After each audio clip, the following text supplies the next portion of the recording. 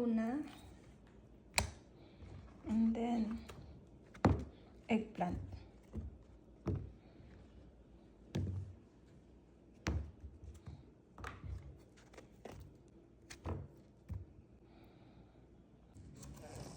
Ginger, white onion,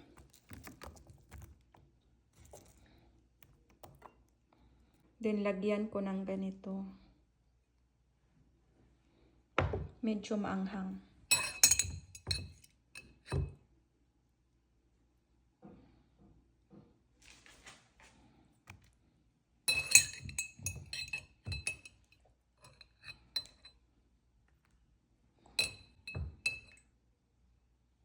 Medyo maanghang to na matamis-tamis. Ayan.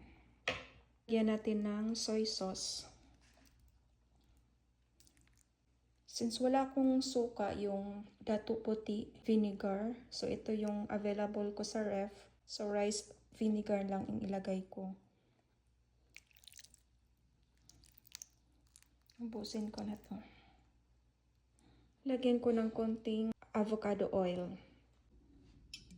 Asin,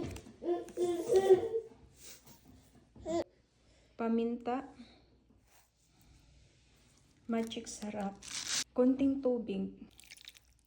Lagyan ko din ng garlic para mabango ang paksiw. Lagyan ko din to ng sibuyas.